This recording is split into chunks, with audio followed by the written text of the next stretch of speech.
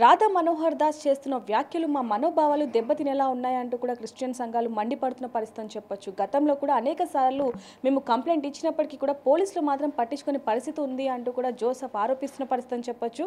మరోసారి ఆయన పోలీస్ స్టేషన్లో మెట్లు కూడా ఎక్కడం జరిగింది. అసలు ఏం జరిగింది, ఆయన ఎందుకని రాధా మనోహర్ దాస్ మీద కంప్లైంట్ ఇచ్చారు అనే విషయాలు కూడా ఆయన అడిగి తెలుసుకునే ప్రయత్నం చేద్దాం. నమస్తే అండి. నమస్తే. అంటే మీరు గతంలో కూడా రాధా మనోహర్ దాస్ మీద కంప్లైంట్ ఇవ్వటం జరిగింది, ఇప్పుడు కూడా అదే పని మీద పోలీస్ స్టేషన్కి వెళ్ళటం జరిగింది. అసలు మీరు ఎందుకని రాధా మనోహర్ దాస్ మీద కంప్లైంట్ ఇచ్చారు? ఇప్పుడు ఆయన చేసే వ్యాఖ్యలు ఏదైతే ఉందో, స్టేట్మెంట్స్ ఎలా ఉందంటే భయంకరంగా ఉంది. ఇప్పుడు చాలామంది చేశారు, కానీ ఈయన వ్యాఖ్యలు ఏదైతే చేశారో చాలా వర్స్ట్గా ఉంది. ఎంత వర్స్ట్గా అంటే ఇప్పుడు క్రైస్తవులు కొలిచే యేసు ప్రభు ఆ విగ్రహాల పైన టాయిలెట్ గురించి పోయిండి అని చెప్పి ఒక స్టేట్మెంట్ ఇచ్చాడు. అది సబబేనా? సమర్థిస్తారా? సమర్థించలేరు ఎవరు. అంటే ఇతను ఇలా చెప్పిన తర్వాత ఇతరులు ఊరుకోరు, ఇతరులు కూడా స్టార్ట్ చేస్తారు. అంటే ఇతను చేసేది ఏది? ఇరు మతాల్లో చిచ్చు పెట్టడం. ఇతను కేవలం క్రిస్టియానిటీ టార్గెట్ కాదు, హిందువులను కూడా టార్గెట్ చేస్తాడు. ఎలా అంటే చాలా మటుకు ఇతను యూట్యూబ్ ఛానల్లో మీరు కనుక చూస్తే, ఇప్పుడు ఏదైనా స్టూడియోకి వచ్చిన తర్వాత కొన్ని బైట్స్ ఇస్తారు, ఇంటర్వ్యూ ఇస్తారు. ఇచ్చిన తర్వాత ఎవరికో ఒక అనామకుడికి ఫోన్ చేస్తాడు. ఫోన్ చేసి నీ దేవుడు ఇలా, నీ పుస్తకాల్లో ఇలా ఉంటుంది, నీది పనికిరాని పుస్తకం అని చెప్పి తిట్టడం జరుగుతుంది. తిడితే వాళ్ళు ఊరుకోరు కదా, ఖచ్చితంగా వాళ్ళు కూడా నీ మతం గురించి చెడుగా మాట్లాడతారు. అంటే నువ్వేం చేస్తున్నావు? ఇక్కడ ప్రమోట్ చేస్తున్నావు, ప్రేరేపిస్తున్నావు. నువ్వు ఏం చేస్తున్నావు? అక్కడ వాళ్ళని నువ్వే తిట్టేలాగా చేస్తున్నావు. తిట్టేలాగా చేసి ఏం చేస్తున్నావు? అప్లోడ్ చేస్తున్నావు. అంటే నువ్వు చేసే పనిలేంది? కేవలం క్రిస్టియానిటీ టార్గెట్ కాదు, హిందువులను కూడా టార్గెట్ చేస్తున్నావు.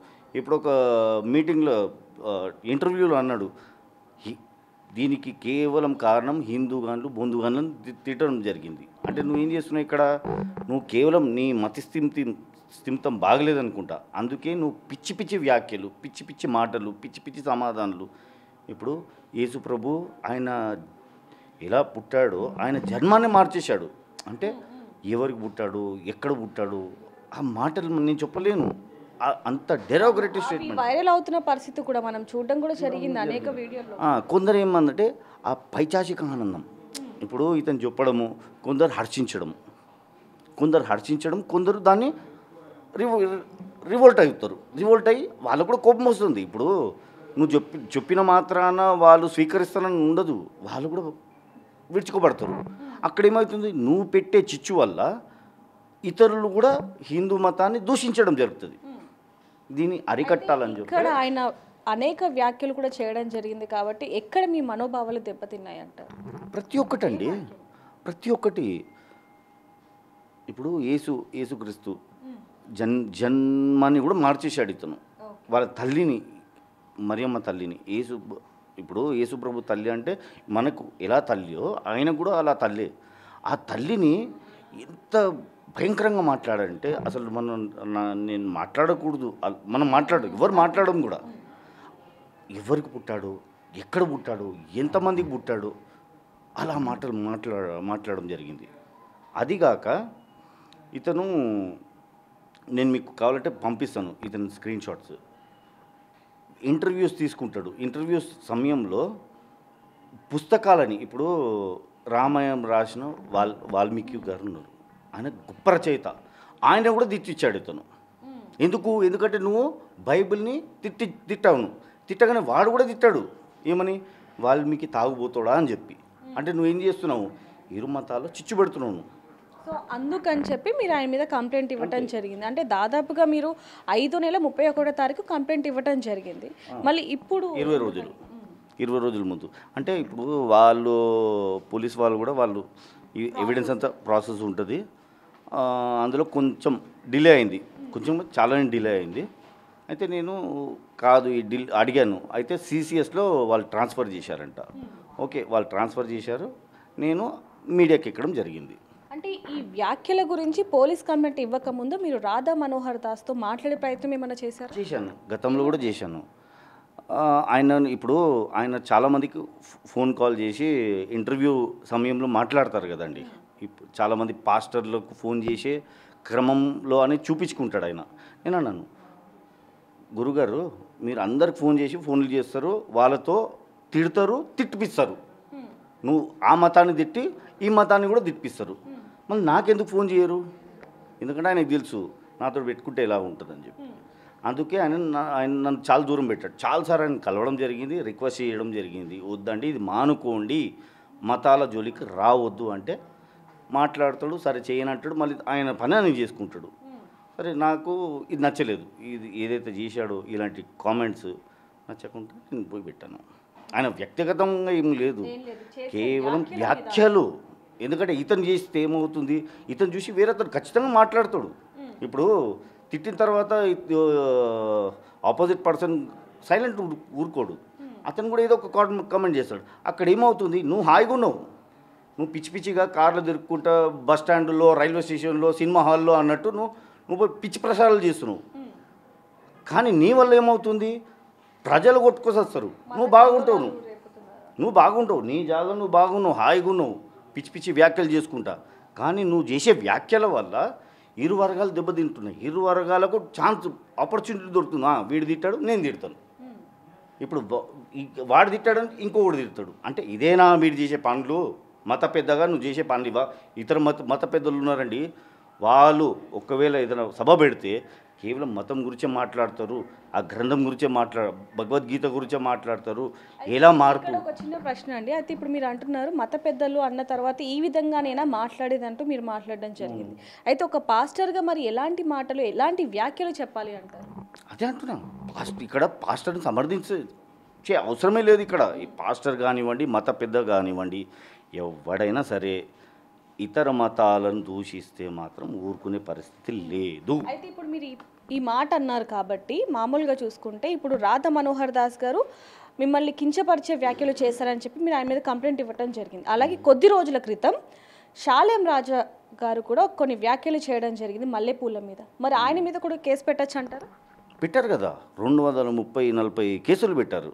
చాలు, మంచిది అది. ఎందుకంటే ఇప్పుడు ఆయన మతంతో పాటు స్త్రీలను కూడా అగౌరవపరిచారు. ఎందుకంటే పూలు పెట్టుకున్న ఆడవాళ్ళ గురించి ఒక దురుసుగా మాట్లాడడం ఎందుకు?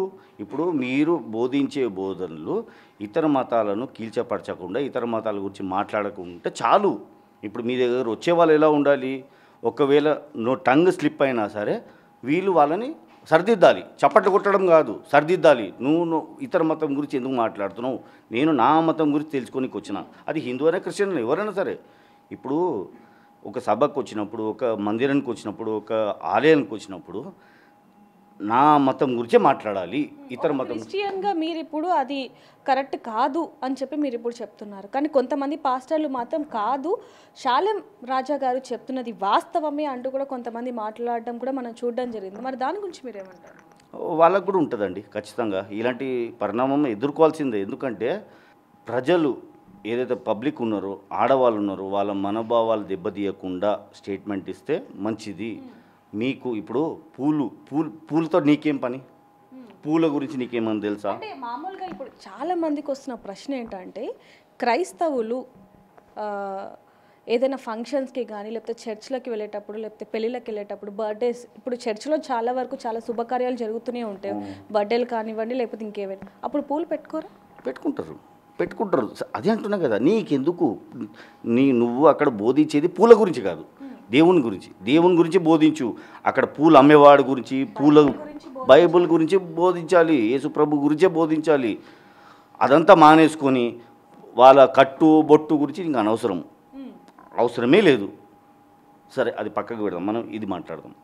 ఎందుకు అదే అడిగానంటే, నేను ఇప్పుడు మీరు అన్నారు కాబట్టి మా మనోభావాలు దెబ్బతిన్నాయి కాబట్టి ఇక్కడ అనేది, నేను ఇక్కడ క్రిస్టియన్గా రాలేదు, హిందూగా రాలేదు, ఎవరిని ప్రమోట్ చేయను, ఎవరు డిమోట్ చేయను, నాకు అనవసరము. ఏ మతంలో కానీ, ఏ మతస్థుడు కానీ అనుచిత వ్యాఖ్యలు చేయొద్దు, ఇరు మతాలని టార్గెట్ చేయొద్దు. వాళ్ళ మతం గురించే మాట్లాడుకోవాలి, వాళ్ళ మతం గురించే వాళ్ళు బోధించుకోవాలి. అంటే ఇప్పుడు మాత్రం చూసుకుంటే మీరు రాధా మనోహర్ దాస్ మీద మరి కంప్లైంట్ ఇవ్వటం జరిగింది. మరి ఆయన సైడ్ నుంచి ఎలాంటి రెస్పాన్స్ వచ్చింది ఇప్పుడు? నాకు అనవసరం అండి.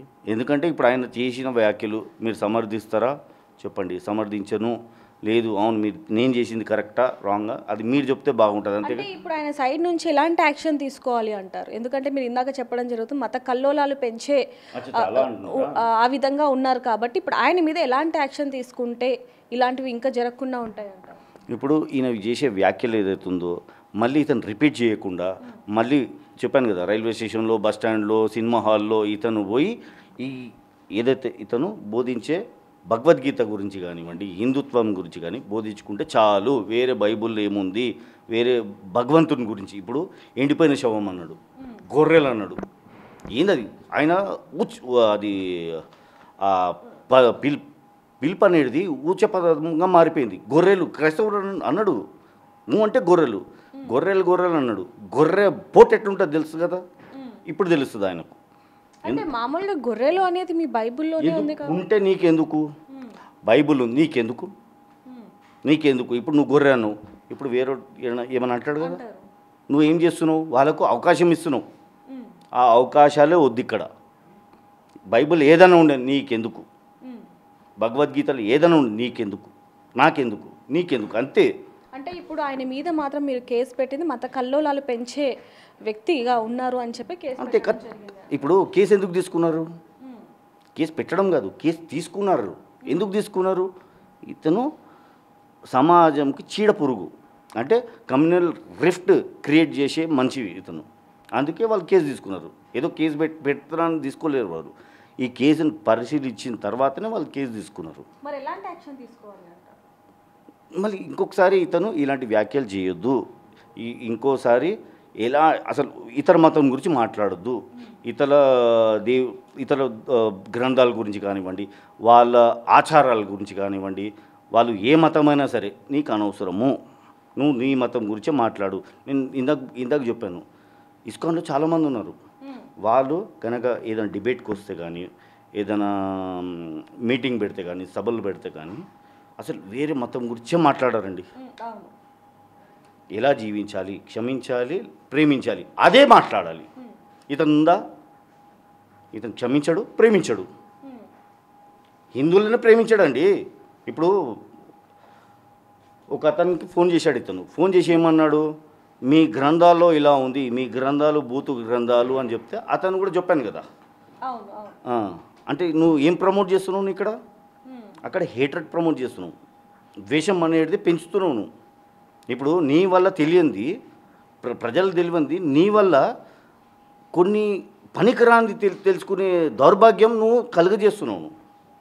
తెలియంది ప్రజలకు అసలు తెలియదు కొన్ని గ్రంథాల్లో ఏముంది ఎలా ఉంది. అది ఇప్పుడు నా గ్రంథం నా ఇష్టం, మీ గ్రంథం మీ ఇష్టము, కానీ నీకు అనవసరం అది. నువ్వు దాన్ని ఆ గ్రంథాలని కీల్చపరచును, నువ్వు భగవద్గీతను కూడా కీల్చపరచావు నువ్వు. ఇప్పుడు అతను ఇస్కాన్ నుంచి కూడా తరిమేశారు. ఎందుకు? ఎందుకంటే ఇలాంటి పిచ్చి పిచ్చి వ్యాఖ్యలు చేస్తున్నాడు.